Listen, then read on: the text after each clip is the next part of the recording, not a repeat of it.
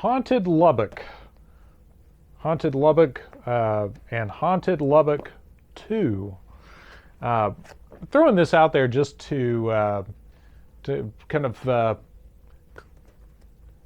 cleanse the palate from some of the other material. As dark as this might be, ghost stories are probably a polite departure from some of the darker political intrigue. I used to live in Lubbock, so I stumbled onto, I think I found one of these at a used bookstore, and then I ran down Haunted Lubbock 2 because I liked this so much. So having resided in Lubbock for about 7 or 8 years, I was very curious if any of the stories I had heard appeared in any of these books. And these are really just a collection of anecdotes from across Lubbock and across the span of 40, 50 years. Lots of fascinating ghost stories, and if you've ever resided in Lubbock, you'll really enjoy it because he gives a lot of addresses and a lot of good history about certain places. But there's some pretty benign ghost stories where somebody thought they might have saw something, and then there's some really creepy ghost stories in here. One of the interesting ones is at a bridge. There's a old disused railroad bridge out in kind of on the far east side of Lubbock, and I remember hearing rumors about that when I lived out there, that's where devil worship kind of stuff went down. And what was really bizarre is I took my wife and one of my kids, we were on vacation, and we were passing through there, and I said, hey, let me show you this bridge. And it was, of course, middle of the day, but we go over there, middle of the day in the summer, no one is around there. And I need to find a picture of this and put it up online, but there was what looked like a grave dug in this area that was probably 5 or 6 feet in length and deep enough to hold somebody in there, and freshly dug, perfect grave size hole. And it was really bizarre, and I have pictures of it somewhere. But and after that we looked around for a little bit and took off. Didn't see anything weird other than the grave size hole in the ground.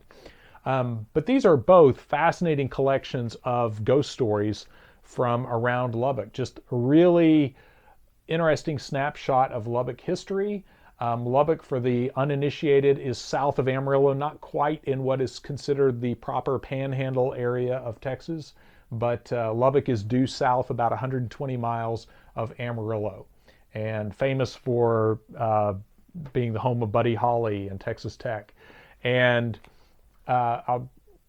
anyway, lots of good. If you're into ghost stories, this is really good, but more so if you've ever resided in Lubbock, that's where it'll really connect for you.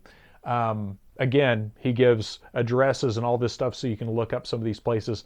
A lot of these are private residences, so you're not going to, want to just go knock on doors and ask people, hey, what have you seen in your house? But again, a lot of this is stuff, when I was living out there as a college student, I heard a lot of some of the stories he talks about, and some of them are again, to reiterate, there's some pretty creepy stuff in here. One story I have to relate, and then I'll call it quits on this, because that's pretty much what this is about, just ghost stories from Lubbock. I worked at a mental health facility in Lubbock for several years in the late 90s, and there was a ghost of a little boy that would appear there and run through this area. And I personally never saw this, and I'm kind of a ghost agnostic. I think I maybe have seen a ghost here in my house here once, but this one was a very definitive. Almost everyone I worked with at this particular facility had seen this child ghost, and he would run and get the staff to chase him down different halls and then just disappear. So playful, but still creepy. So, and again, personally, I never saw him, but they had very accurate descriptions of, he looked like a physical child that was running through the hallways.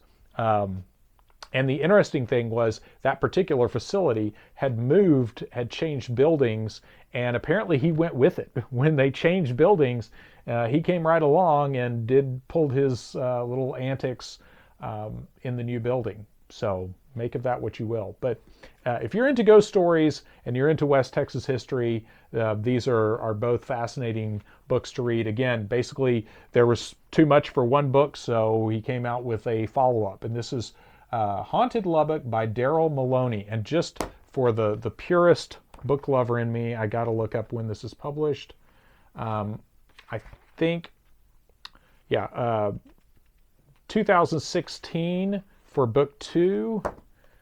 Book 1 was 2013, so 3 years apart, but lots of fascinating history and ghost stories in there, and it's basically just really short articles. So this is a fun one just to have around if you just need to pick up something to read it once in a while. This is some good reading material, and it's not anything about any dark political intrigue taking over the nation. So there you go.